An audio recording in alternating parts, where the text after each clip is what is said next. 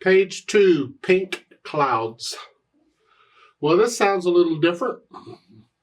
So, not exactly the kind of piece I would want to play this early in the morning. It's early in the morning for me, and I'm not a morning person. However, here it is, and here I am, so here we go.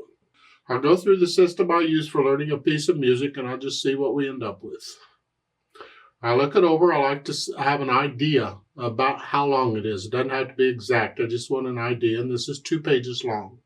The clef signs are treble and bass. I always check the clef signs because they're not always going to be treble and bass. I just get in the habit of doing it. The key signature is not showing any sharps or flats, so it looks like we're either in C major or A minor. And the harmony here is sort of off, so I'm going to suggest you go ahead and just do the scales for C major and A minor. Learn the scale. If you don't know the scale, 1 octave up and down, just learn the scale. Learn the fingering and which notes are in the scale. Now, if you've been doing the scale and you can do it all right, go ahead and be doing it to 2 octaves. But again, it's the trill exercise that's probably the most important part of the video that I have on it. And 6/8 time, so an eighth note gets a count, which helps to explain all the eighth notes here going all over everywhere. Both hands are busy, so I'm going to take it one hand at a time first, and then I'll go back and try and put the hands together. So the right hand, it starts with thumb on middle C here. That puts it here. And we're going to be moving around all over the place. So this is starting here. And there's an E flat there. But the position is here. The position is according to the key signature. And when I get the accidentals in the music, I just change the fingers to move them where I need to for the black keys. I don't consider the black key part of the position here because there's no E flat in the key signature. So it's here. And I'll just move it there. Here. I'll just go there. And it's the last 3 beats. It's 4, 5, 6. 4, 5, 6. Remember, we're in 6/8 time, and eighth note gets a count. And then in the 2 measures later, we come up 1 key here. It's a broken D minor chord. And then in the next line, you have 1 measure rest. You come down.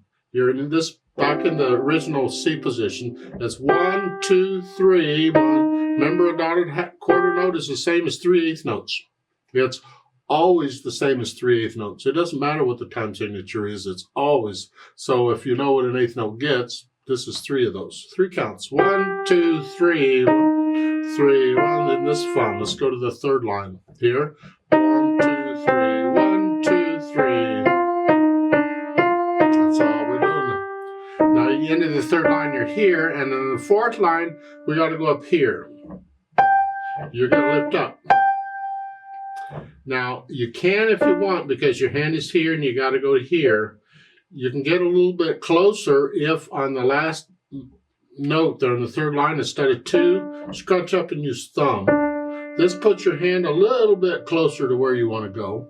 Some people, I do that quite a bit actually. I prepare for what's coming. If I can get my hand a little closer to it, then I do. So in the 3rd line, last measure, I would put a thumb on that. Because you're here, just scratch up and put a thumb. This way I'm closer to this. Rather than here to here, I'm here. Actually, I'm here. I can stretch out. Even with the thumb here, I can stretch up a little bit. And now I'm only going from here to here. It's closer. There's no rest or anything. You just lift up and move. So that's what I'm going to do. Although you can use the 2 in the book if you want. But you're up here and you're doing the same stuff that you just did. You're just an octave higher. Now, page 3 at the end of the line, you're here. And the next line, you got to come down to here. You just lift up and move. There's no rest. You can just lift up and move. But again, I could prepare that. I could, in the last measure of the 1st line, rather than thumb, I could use 2nd. I just bring 2nd down to here. And now here, going on, I could use thumb for the 1st note in the 2nd line. And then scrunch up here, 4. And now I'm in. And I could connect all that if I wanted to. I'm crawling around. You see, a lot of these books, including the Bastien books, they keep you in a nice, neat 5-finger position. I'm kind of pushing you to get out of that because you're going to start moving all over everywhere. So the 5-finger positions are really handy when they come around, but you're not always going to get them. So in the 1st line on page 3, the last 2 measures, you're here instead of thumb, I'm going to reach down to second. Here, that's all. And then going on, I'm going to use thumb and then 4. That way I don't have to go from here to here. I'm just trying to avoid that. And I do if I go from here to here. I just switched them around actually. And then the second line we're here. Now, notice the time signature changed. Now we're in 2/4. Now, quarter note gets a count. However, when you're changing time signatures, there needs to be something common between them to keep you going. And they're telling you that up above the staff. They're saying a dotted quarter note equals a quarter note. Well, how confusing is that? What it means is however long your quarter notes lasted up before, a quarter note lasts that long now. So you have to adjust the counting a little bit. So at the last 2 measures of the first line, in the right hand you have the dotted quarter notes. So 1, 2, 3, 4, 1, 2, 3, 4, 5, 6. Well, if you can think of it, those are equal to quarter notes in the second line. It would be like 1, 2, 1, 2, and then you just keep going at that. 1, 2, 1, and 2, and 2.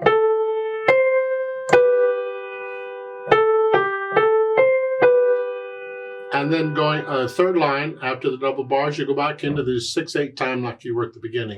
So now the dotted quarter note is like it was at the beginning.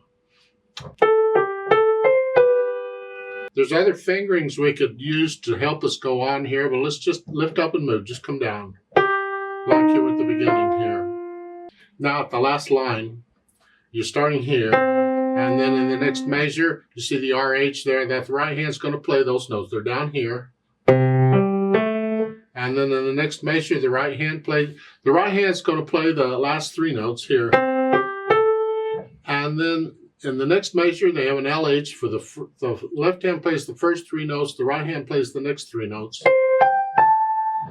and the left hand finishes it.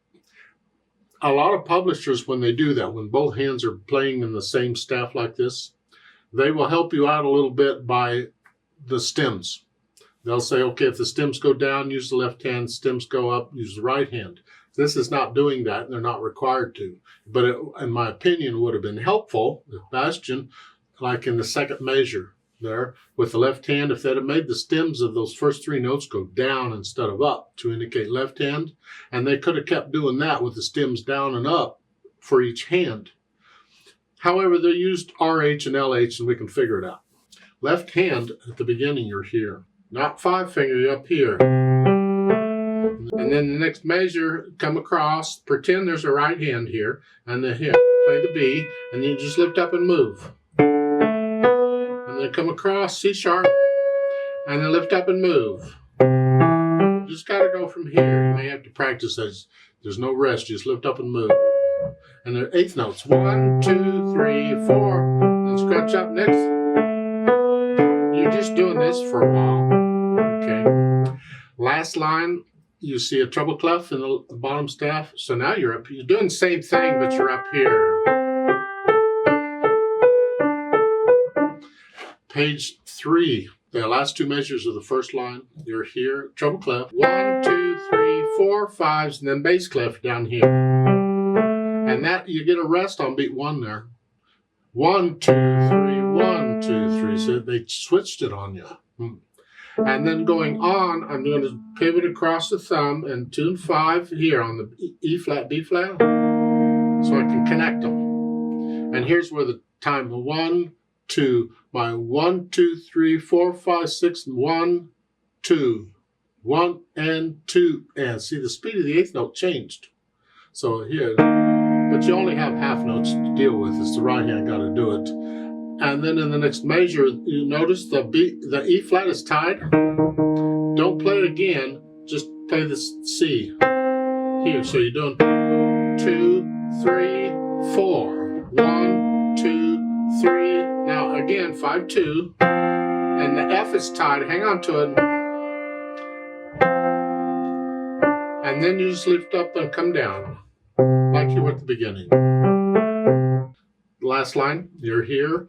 1, 2, 3, 1, and then reach down here. 1, 2, 3, and then the right hand, then the left hand, the right hand, and then the left hand, and the right hand, and then the left hand, and the left hand finishes with that BD here.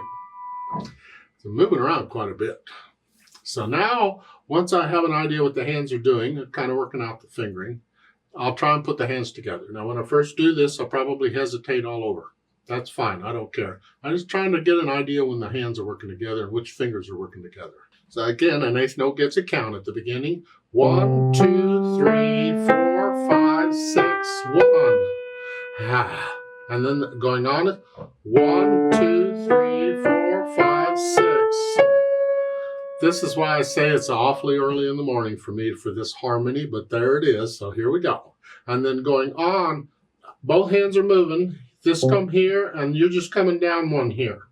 You can, if you'd like, if it'll help you, while you're here, go ahead and get the right hand down where it goes. So you're ready to go, and that way you just have to think about the left hand. 4,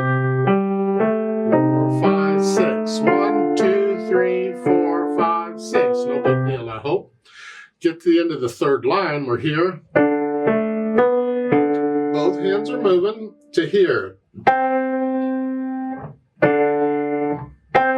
You may have to practice that because you're just lifting up and moving. You're doing the same thing up here. Now, page 3 at the end of the first line, the last two measures. You're here. 1, 2, 3, 4, 5, 6. 1, 2, 3, 4, 5. And again, the quarter notes is the same as the dotted quarter notes up above. 1, 2, 1, 2. Think of 1, just think of it's the natural accents in 6/8 time. 1, 2, 3, 4, 5, 6. That's what we're doing. 1, 2, 1, 2. And then go on. 1, 2, 1. So you just keep the natural accents the same. 1. The third line, you're here, and then we're going to go on again. Both hands are moving here, and again it's 1, 2, 1, 2, 1. You keep that going. Yeah, and then the last line, just keep the eighth notes even here, and then here. As you're playing the right hand, get the left hand over here. It's going to play the same notes. So just hover it over and have it ready to go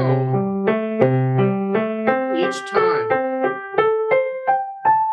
And then it just comes up. So I get the hands working together, and then I go over it 1,000,000 times or whatever, and I slowly work out the hesitations so the beat is steady. Solid, steady eighth note pulse throughout, more or less. And then I think about the articulation. And here it's very connected. You just connect everything as best you can. You got phrases in here, like on page 2 at the end of the first line, you're here. I'm going to lift up. It's a new phrase. They're taking a breath. And the left hand, I'm going to connect it. So, see, I lift it up here, but not here.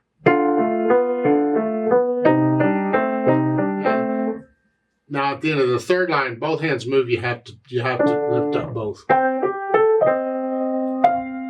In between these slurred lines, I'm going to go ahead and lift the right hand up, but I'm going to connect the left hand.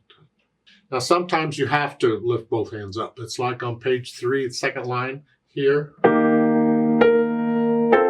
I have to lift up because I would prefer to connect the left hand and just lift up the right hand, but I have to play it again, so I have to lift both hands. There I'm lifting for different reasons, but I'm lifting both hands. So add in the phrasing and the slurs. Yeah, okay. Then I think about the dynamics. P at the beginning is piano, which means soft. Whatever you think soft is. Not super soft, just soft. Just nice and gentle. And then second line, you come up a little bit to moderately soft, and that's the melody, the right hand. The left hand in the background.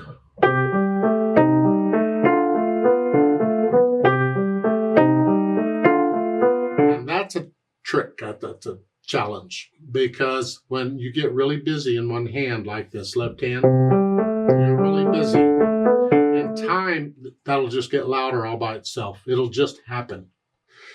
You have to make an effort to constantly listen to that and keep it in the background. Last line on page 2, you go down to soft up here. Left hand's very soft. And this idea of playing louder than one hand than in the other, people struggle with it. I did it first.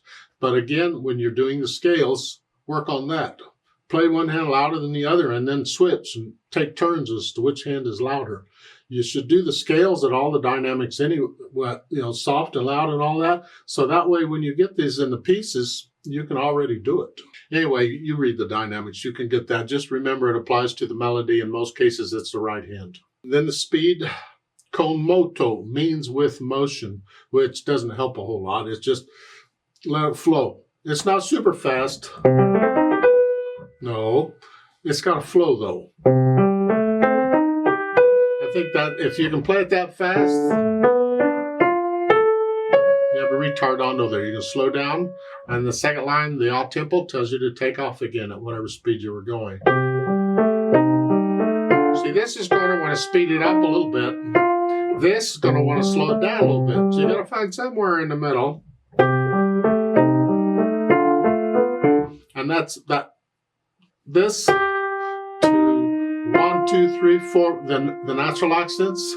That's your speed you want to hang on to, because when you get to the second line of page 3, that's the speed you're going to go. 1, 2, 3, 2. That's the speed you're going to keep going. Just keep that natural accent speed the same throughout. Now you do get a retardando at the third line on page 3 is here. And a fermata.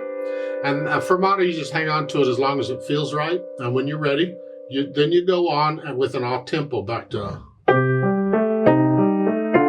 If I play this with a metronome, I'll double the value of the fermata note, the half note, and I'll hold it 4 counts instead of 2 and go on, because I got to stay with the metronome. That's just how I do it. You do it any way you want. Now on top of all that, they've added pedal. So what's the pedal going to do here? It's a special effect, feel, because this at the beginning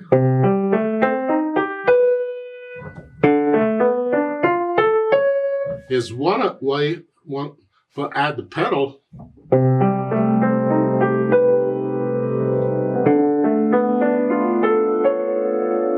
so it sounds totally different. And that's what we're doing here. And we're not pedaling everything. So the measures like the third line down, those 2 measures, these, don't pedal those. And the same thing at top of page 3, don't pedal those. But otherwise, you're pedaling it pretty much like it's marked. Push the note down first and then the pedal. And when you change the pedal, like in the third measure, do it right after you play the note. That way it overlaps it. I always have sound.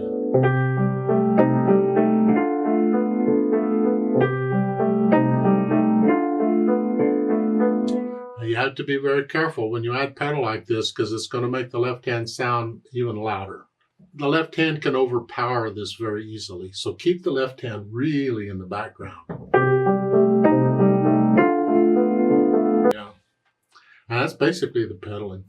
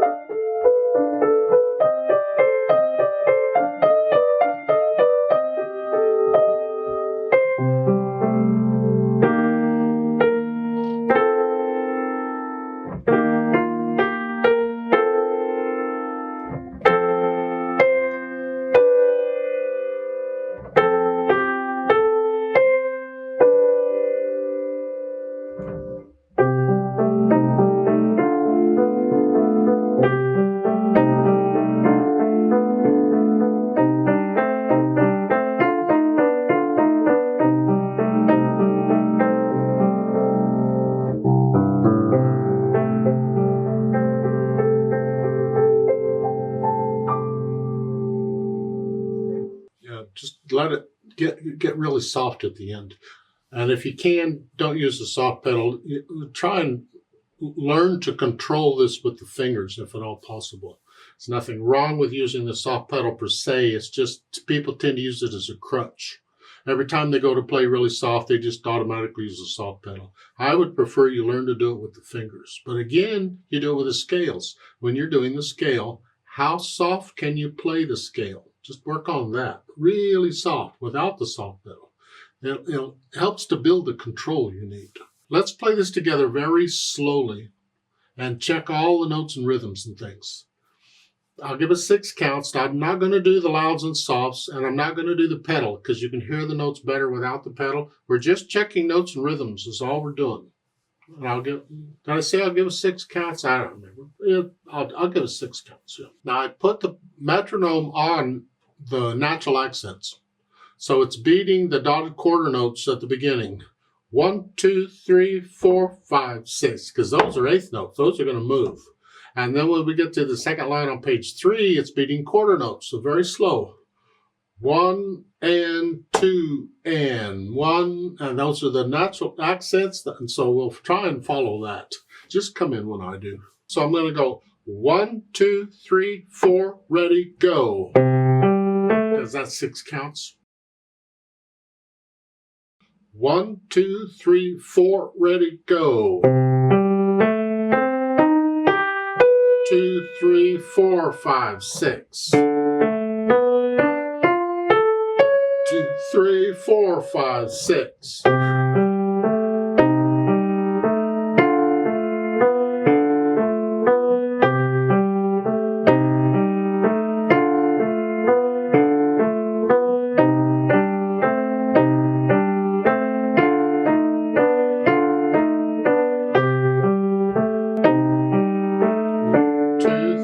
4, 5, 6.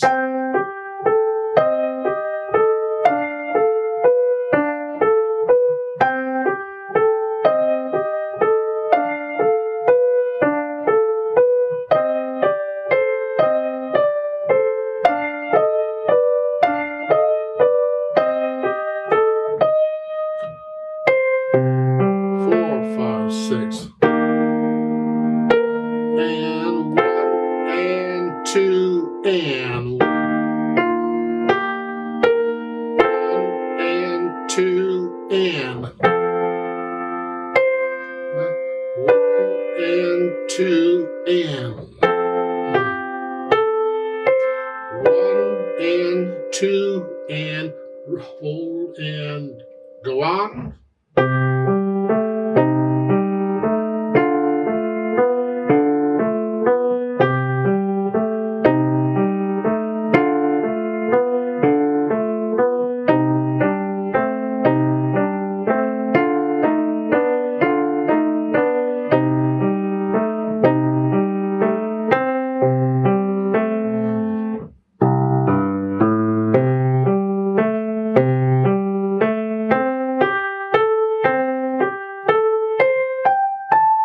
Two, 3, 4, 5, 6, off.